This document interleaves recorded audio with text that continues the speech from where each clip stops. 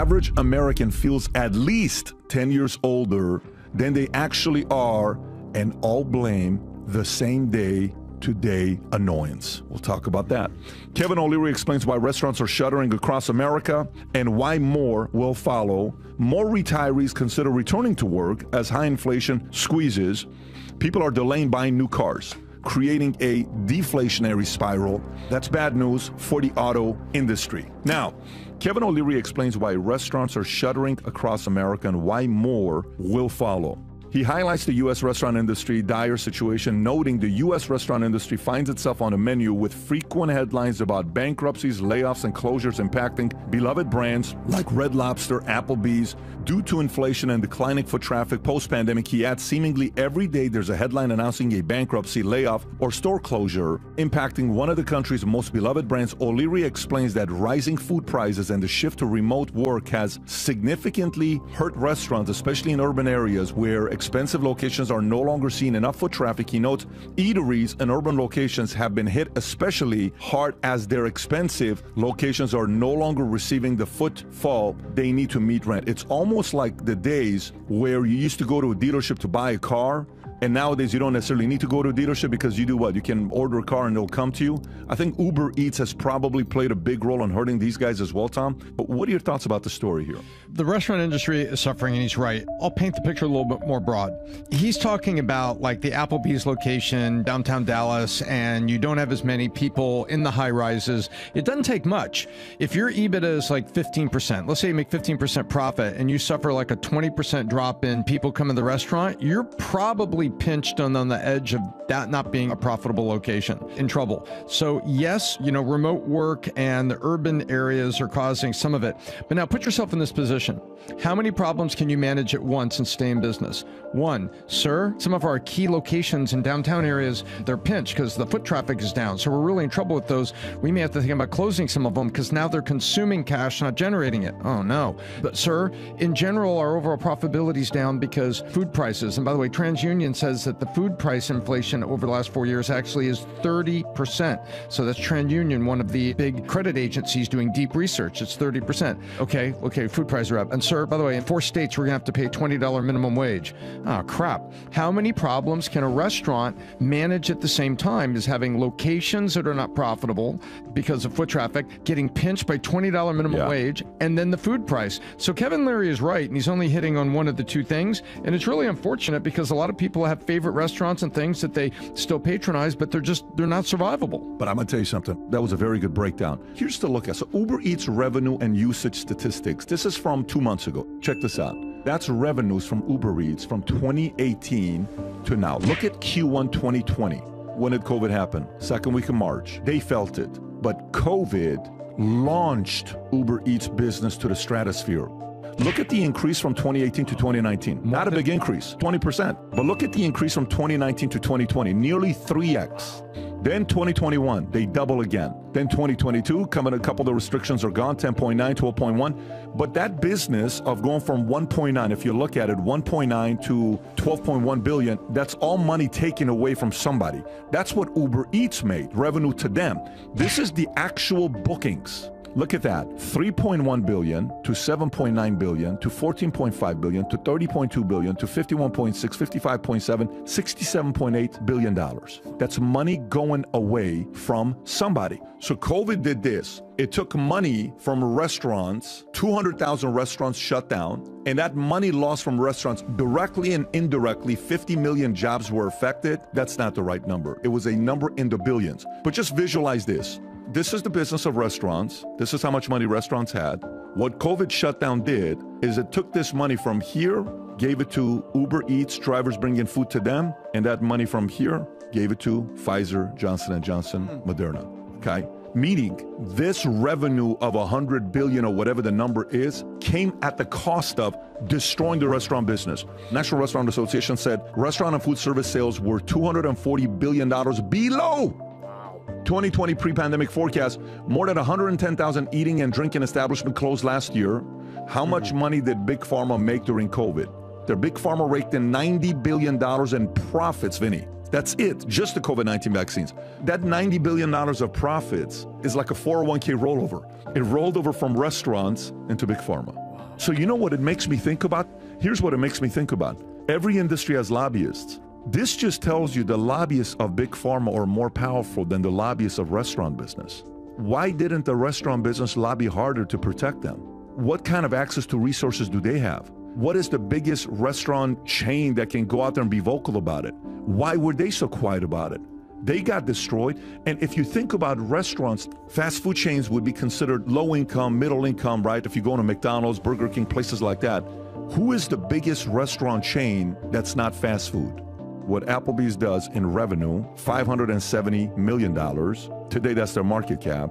They only spend $200 million less than what their revenue is just in lobbying. You're not going to beat them. So guess what, folks? Here's what we learned. Big Pharma's lobbyists are more powerful than the restaurant industry's lobbyists, and that's how they got destroyed. The greatest 401k rollover, money rolled from 200,000 restaurant owners shutting down into the hands of Big Pharma. There you go. That's one way of looking at it. I'm not telling, I'm just purely doing the math, and I'm looking at how this thing took place. But Uber Eats capitalized. Uber took a big share from a lot of these restaurants on the backs of a lot of bad policies. I have some commentary here, but more from a macro perspective, not necessarily just the food industry, because I like how you kind of broke it down, whether it's Uber, whether it's these restaurants, whatever it is. But from a macro perspective, and then to kind of filter it down to a personal perspective, this is just Darwinism. This is just survival of the fittest. Can you adapt? What do I mean? You know, what percentage of the companies that were in the Fortune 500 in 1950 or even in 1990 are still in the Fortune 500. We hear the stories that it's like the attrition rate is insane. 50% of the companies go out of the Fortune 500. I think 10% of the companies that were the biggest companies in the world in 1980 are still in the Fortune 500. How many companies have gone out of business? Whether it's WAMU, you tell that story. Whether it's Lehman Brothers, whether it's Bear Stearns, you tell the story about Kmart, JCPenney, Bed Bath & Beyond, Radio Shack, Blockbuster. These were the biggest companies in the world. WeWork, you know, 2 years ago, what was it? Silicon Valley Bank and Signature Bank. If you can adapt and change with the times and you make poor decisions and you go on offense and you don't play defense, i.e. paying for lobbying, you could potentially go out of business. And I'll bring it to what PBD always says: outwork, out-improve, out-strategize, and then what's the last thing, PBD? Outlast. Outlast. If you don't do all those four things, you're not going to outlast the market. Very good point. I don't disagree with your concept, but I think in this case, it wasn't survival of the fittest. There was a meteor that hit Earth and killed all the dinosaurs, depending on which scientist you want to believe. A meteor hit the industry and killed these restaurants, and is what happened. COVID happened. They were forced to close, and all of a sudden they're only making food delivered by Uber Eats, and they don't get beverage, they don't get the bar tab, they don't get all those other things, and all those other people that worked at the restaurant that were delivering the food, the only people that were working was the 3 chefs in the back making stuff that people were picking up with Uber Eats. So this was a meteor called COVID that hit the restaurant industry, but words talk, numbers scream, and Pat, we just broke down all the numbers of where all that numbers flowed after the meteor hit. By the way, here's what I'll wrap up with this. I hope the folks in the restaurant business pay very close attention. When I was first coming up, and I'm like, you know, I don't want to worry about politics because politics is a dirty business. That line, right? Politics is a dirty business. And guess what, folks? If you pay taxes, taxes is a form of politics. So you must pay attention to politics. And here's the other thing I learned as well. Those who don't study politics will be governed by fools who do. Wow. To those of you in the restaurant business, watch the way you vote. One political party locked your ass down and you went out of business. Just remember that. You can sit there and tell me I'm a John F. Kennedy liberal, whatever you want to say. This is a very different climate today. We're shutting things down where other states left it open. Bob Iger was helping out Newsom in California with Disney. Newsom said, no, we're going to shut it down. Bob Iger got off the board and said, I'm not helping you out. He had 2 parks. One park was where? California. Shut down. Lost a bunch of jobs. The other place was Florida, ran by a guy named DeSantis that they ended up getting to the biggest fight.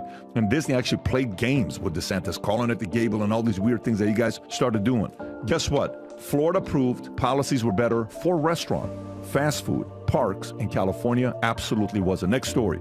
More retirees considering to work as high inflation squeezes. A Motley Fool survey shows 44% of retired Americans are considering returning to work due to chronic inflation and inadequate Social Security benefits, which despite a 3.2% cost of living adjustment in 2024, have not kept pace with rising costs. The average monthly Social Security payment of $1907 in 2024 is significantly less than the 4818 monthly expense reported by Americans ages 65 and older. Let me say this one more time. The average monthly Social Security payment in 2024 is $1907. And that is a fraction of what the average American age 65 and older reported spending in 2022, which is $4,818, okay?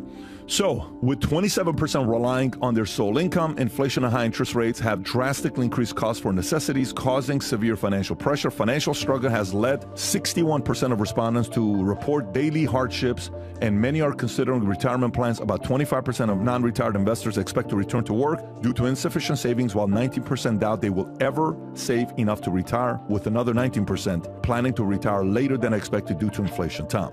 Words talk, numbers scream. We got a bunch of numbers here. It was very interesting. Side by side with this, Harris had a poll, and the Harris poll has been tracking. And boy, it's so surprising that mainstream media doesn't ever talk about this particular Harris tracking poll. In Q4, people said, 79% of people said the number one issue, economic issue for them, was inflation. After saying 60% of them saying that economy was number one. And they said, what issue in the economy? 79% said inflation. In Q1, that was Q4 of last year, Q1, 82% it's inflation.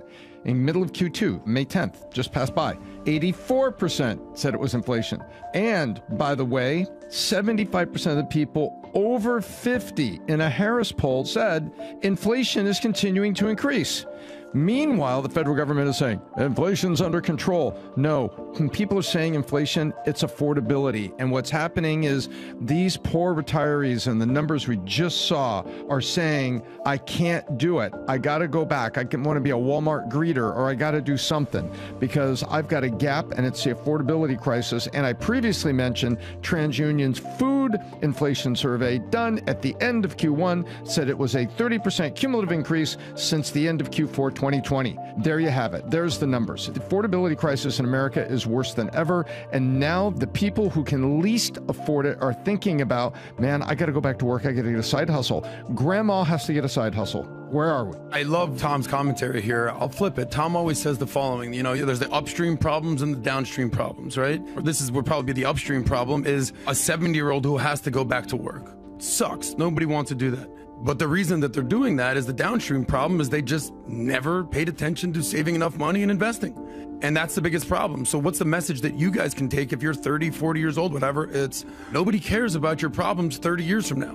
When it's time for you to retire, 30 years from now when you go to retire and you're like, well, inflation in 2024, no one's going to care in 2054. They're going to say, what did you do over the last 40, 50 years of your life to get out of debt, stop being paycheck to paycheck, start saving and investing? Because I know one thing for sure, you cannot save your way to becoming a millionaire. You have to figure out a way to become an investor. And you're going to need $1 million, $2 million when you retire at 70 years old, whatever it is, so you don't end up on the government plan. So you guys at home right now, flip a coin, heads and tails. Heads, you're going to have money in retirement. Tails, you're not going to have money in retirement, because the reality is this, 50% of you are straight up going to be on the government plan. And the other 50% are like, oh shit, I don't want to have to rely on Social Security, and I don't have a pension, and I haven't saved enough money. I should probably start that 401k thing that they talk about, that Roth IRA thing. I should probably stop living for today and plan for tomorrow, because if you're 30, you're going to be 40. If you're 40, you're going to be 60. And the reality is, if you don't save that money, you're going to end up one of these old people that in 30 years has to go work. So a couple things. One, we can talk what you should have done, which we have to do that because we have to learn from our parents' mistakes and what they did right, what they didn't do right.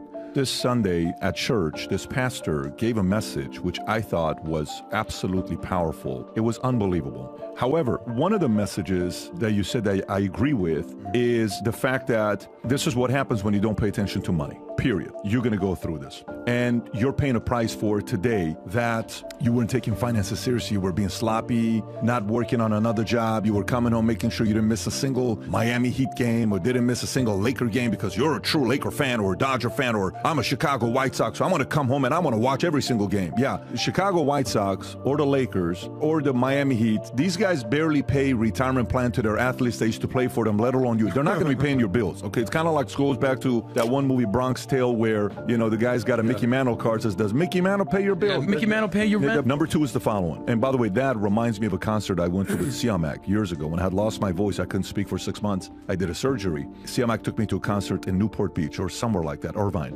And it was by a man named, I believe it was Dariush. And Dariush was one of the best singers. I can listen to his music all freaking day long. I love Dariush. One of the things Dariush said, by the way, just so you know, he had some issues back in the days, drug stuff like that. He opened up. He is beloved. People love this guy, right? And he gets up and he says, I want to apologize to all of you. He wanted to give 2 advice to everybody. He says, I want to apologize to all of you. He says, I want to apologize for not being invited to your weddings. They're like, what are you talking about? He says, because I never sang songs happy enough to be invited to your wedding. So why would you invite somebody like me to your weddings? But you know what he said right afterwards? What? He said, I want to say something to the young people in the room here, to those in their 20s, the young wolves, the 30s. He says, make sure the young wolf in you takes care of the old wolf one day you'll be. Oh, yeah. Wow. Because the old wolf will not have the same fire that you have today. Yep. But very soon you're going to be my age. Let me tell you, it leveled me to come back and give that message to other people. So now, we all have parents that maybe financially didn't make the right decision or something. We cannot go to them and say, how come you don't work for it? We're not in that business. You just want them to live a happier life and realize a part of that responsibility now lies on you. Because the government can't do it all by themselves. You have to do it partially. Government's going to do it partially. The reason why government gets 1907 and not the whole 4881 is because it's not the government's job. I'm not supposed to take care of your parents. I'm going to do my part with my parents, right?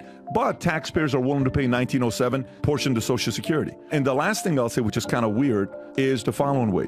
A part of me likes people working in their 70s. And you can call me out and be upset and say whatever you want. My dad has had 13 heart attacks, 3 stents in his heart, bypass surgery, God knows how many angiograms, angioplastics, you name it. He takes 50 pills a day. I'm being sarcastic, but it's a lot of pills he takes every day. He's 82 years old. You know why he's 82 years old? Because he just retired 2 years ago.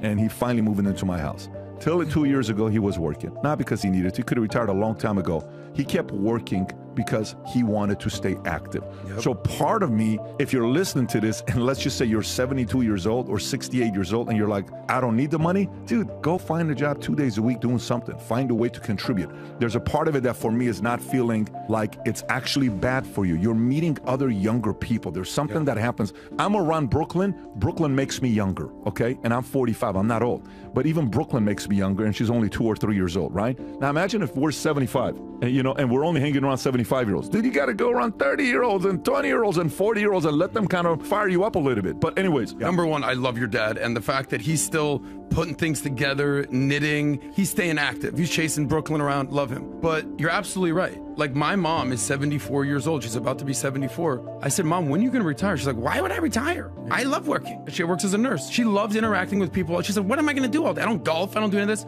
So there's nothing wrong with working when you actually enjoy what you do. The flip side of that, I remember, you know me and my Ubers. One time I get in an Uber, and it was the oldest Uber driver I've ever been in his car. This guy must have been 80 years old. Usually Uber drivers will be very subtly like, hey, thank you for a tip. This guy, as the ride started, hey, don't forget to tip the driver. He had a sign. Yeah. Remember to tip the driver. He's like, hey, remember at the end, tip your driver. I go, okay, why? You know, like, you haven't even driven me yet. And he goes, this is essentially what you said with the young wolf and old wolf. He goes, let me tell you a little something. And he was talking. He goes, I used to be the biggest fashion designer. I used to go to Italy and travel, and I'm from New York. And I got to tell you, honestly, I didn't save any of my money. So now I have to drive Uber. He's not blaming it on inflation. He's saying, basically, I lived for today, not for tomorrow. He's 80 years old, sharp, like in a suit. Yeah. And he goes, yeah, I don't want to be driving Uber. So I gave him a $20 tip on a $20 ride, but I felt this guy's pain. Patrick Bet-David delves into the economic challenges facing the restaurant industry, exacerbated by rising food prices, reduced urban foot traffic due to remote work, and the pandemic's shift towards delivery services. These issues have led to the closure of many eateries, highlighting the power of lobbying as Big Pharma profited during COVID-19 while restaurants struggled. High inflation has forced retirees back to work as Social Security benefits lag behind living costs, emphasizing the need for better financial planning. The speaker underscores the importance of staying active in old age, with work providing purpose and financial security, illustrating the dire consequences of inadequate retirement savings.